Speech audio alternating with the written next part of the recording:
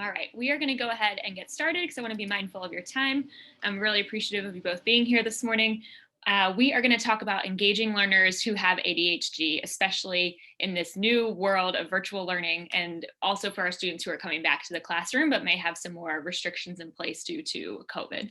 So we are going to go ahead and get started. My name is Mary Matthews. I am the Special Education Program Specialist with the Diverse Learners Cooperative, and we are a local Nashville nonprofit organization that connects teachers and leaders with learning and resources and networks so that they can really support their diverse learners and increase outcomes for those students.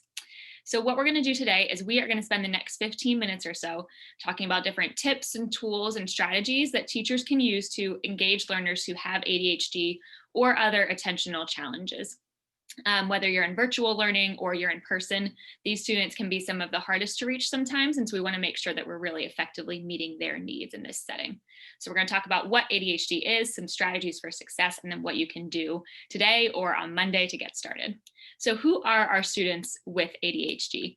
A lot of times when we talk about them, we probably already all have a student in mind right now, right? You have that one student that you're thinking of at the moment who just might not be able to sit down, they're up and moving, they can't stay focused all the time, or they have really messy materials, it's hard for them to stay on task. They had a pencil and then the next minute it's gone, right? We don't know how it happens. But rather than focusing on all of these traits that make learning difficult for them, I want us to take a second and think of that student that you might have at the forefront of your mind. And remember that they are a child in our classroom. They want to succeed, they want to learn, they want to really do well. And so if we can shift our mindsets about ADHD to focus on the qualities that make these really strong students, we can remember that they are really naturally curious and creative.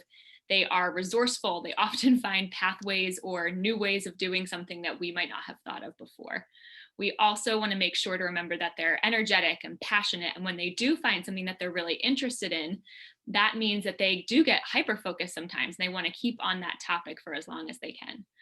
They're also really optimistic, right? They want to make sure that they get everything done and that they're really excited to be learning in school. So when we think about what that looks like in the classroom, though, learners with ADHD, as much as energy or passion as they might have, do often struggle with what we call executive functioning skills. So those are those skills like working memory or flexible thinking or even self-control that affect their ability to interact successfully in the classroom environment. So this might mean that they struggle to pay attention. That's usually the most common one that we notice, the thing that happens first of all. We also might notice that they can start tasks, but then they lose track or they end up getting off task. We can also see that they might be the ones to be blurting out the first thought that comes to mind, or they want to be quick to share every single time. Or they might even have trouble with peers or teachers as well in terms of regulating their emotions or having positive communications or interactions. So thinking of all this and keeping this front of mind, we can see how the classroom environment would be a challenging place to be for students who do struggle with these executive functioning skills, but there are ways that we can support them. So we're going to go over 3 specific strategies next that might help. Take them and use them as you will, as they fit with your learners, and we will talk through them one at a time. So the first one, with students with ADHD, it's really important to set clear learning goals. We really want to help students and make it super clear about what they are learning, why it's important, and how they're going to get from where they are now to that learning goal.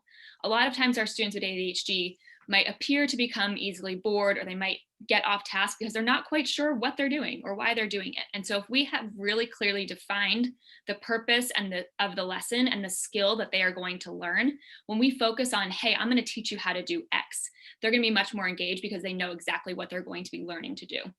This can be supported by having a really clear agenda. Oftentimes, especially in elementary or even middle school classrooms, we'll see an agenda that covers the scope of the whole day.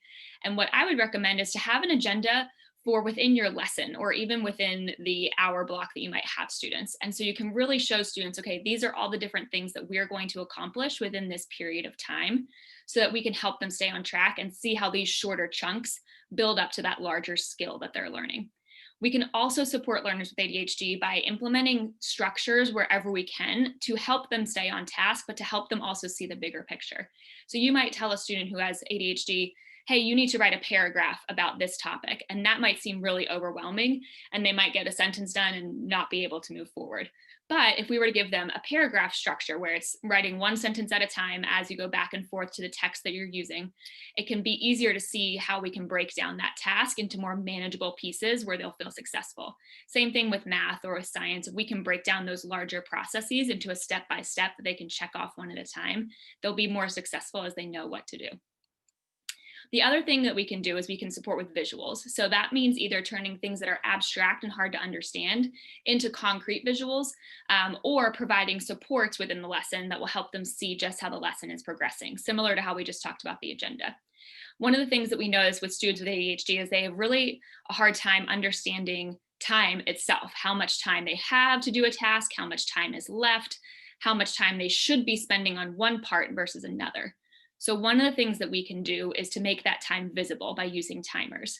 We will be sending out these slides. And so the cool thing is that if you click around here, you'll notice that each of the pictures are linked to a different resource. So you can click whether you're virtual or in person. You might use a virtual timer that you can share on your Zoom screen, or you might be using a calendar with students. You can show them exactly where they have to be and when in their Zoom schedule. Otherwise, in person, you can use these kinds of things as well. I have my own time timer that I use for myself to keep myself on track. We also want to make sure that we're providing students with checklists. This can be a great supplemental tool for students, especially if we pair it with a visual of how long it should take. So again, you can click on this link to see an example checklist. Something else that we have the flexibility of doing now with virtual learning is to incorporate more multimedia.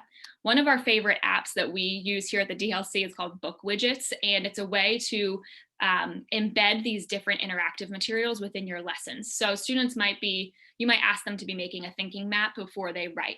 You can go in and actually do that on this app. So if you're not in person with them, or if you're in a hybrid model where some students are writing in person and other students are online, you can use that to help those learners stay on task and figure out how to break down the task into pieces.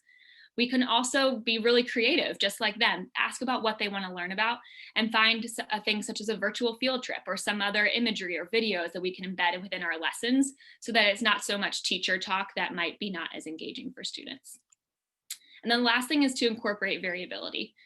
So oftentimes we'll hear that structure and routine are really important, and they are. But for learners with ADHD, within that structure and routine, we really need to provide opportunities that maintain the joy of learning and really get them engaged so that they can take ownership of their learning.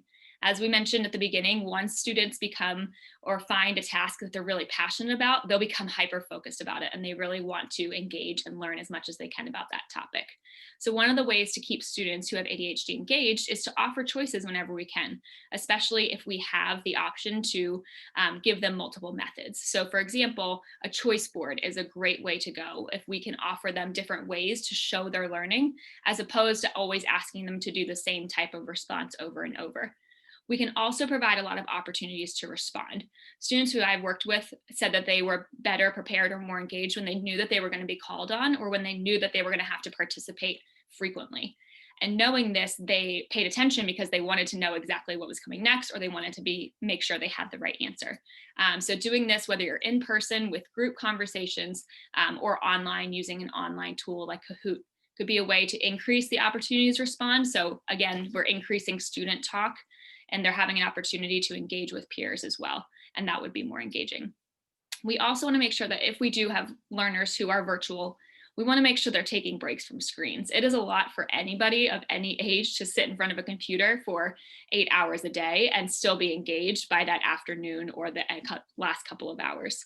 So making sure that if we are able to encourage learners to take their learning outside, go do observations, go read a book outside, do some exercise within your house or with other people nearby. Doing that all safely, obviously, but making sure that we are making them engaged in other ways other than the screen. Now, we do have a lot of learners who are still at home and who might be struggling to maintain attention and focus.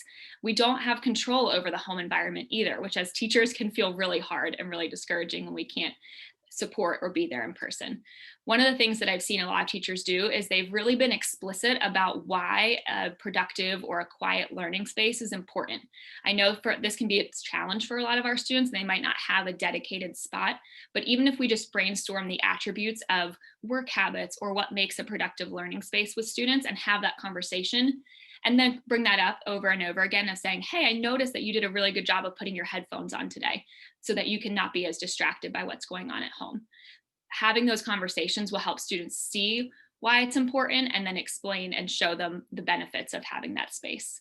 We can also encourage flexible seating if students are at home. So we do see a lot of times that students might need to be standing up while they're doing their work, or they might need to be laying on the couch or in a different position. Again, this will be something that you have to talk with students about being responsible with these things and making sure that it is actually not just comfortable for them, but it actually helps them learn better. So making sure that they might use flexible seating or even find some fidgets around the house that won't be distracting, but will help them pay attention. We also want to make sure that we are leveraging peer relationships and peer models within our classrooms. So if you do have a student that does a really good job of paying attention or organizing their notes or thinking through a task, you might want to pair those up with a learner who has attentional challenges so that they can see what a student might do in that situation, and they can model for that student or provide support as needed. We also want to leverage any virtual organizational options, right? Google Keep, I know a lot of us are using Google Classroom, and the Google Keep was one that I just learned about that can set lists and reminders and can really help students stay on task and keep all of their materials organized. And then finally, most importantly, we want to make sure that, again, we're focusing on the positive attributes of these students and we're focusing on the successes that they have when they do meet their goals. So if they have been struggling to stay on task or finish a task, we really want to celebrate when they do, to show them that they worked really hard, they put in the effort, even though it was challenging, and that it's okay that it's challenging because they're still learning these new skills, but that we're really proud of them when they show their best effort. So this can feel like a lot of different information that we just threw out there for you to try. But we do have two really explicit next steps that we would recommend doing if you are struggling with learners who have ADHD. The first is to facilitate a conversation with them, whether it's one-on-one or in a small group of students that have those similar skills, or even if it's with the student and their family. Oftentimes students will tell us about the strategies that help them pay attention or succeed in the classroom if we just make the time to have those conversations, or we ask them in a really specific way. We've linked 3 different questionnaires here that you can use with students, and we've also linked a family one as well if you want to have conversations with parents or adults at home. We also recommend the 2x10 strategy. We wrote a blog post about this a couple of months, but it's my favorite strategy, where we focus on building relationships with students. So we put the academics aside for a minute and we get to know about who they are as a person. Research shows that students are much more successful when they have a strong teacher relationship or positive adult relationship in the building. And so if we can start to create that relationship even now, this time in the year, we will see much greater effects for the effort that we put in by having that relationship with students, to build that trust and that show them that we will provide that support that they need to be successful. The other is to shift the focus of our conversations. We get a lot of questions about, my learners aren't engaged. How can I engage my students? Why aren't my students engaged? We're going to encourage you to flip the script here and think about it from a teacher point of view, rather than putting the responsibility on the students by saying, oh, they just need to be engaged, they're not paying attention. How can I, as the teacher, design my lessons so that my lessons are more engaging and so that they will want to be more engaged and more paying attention and with me throughout the lesson? One of the things that we recommend is to check out the Universal Design for Learning strategies. These are strategies that will help your lesson be more inclusive, be more engaging, and provide a lot of different methods or tools that students can use to engage with the content in a way that is engaging and interesting for them. We've linked a lesson planning guide here, as well as this great website that has tips and tricks for all the different UDL principles.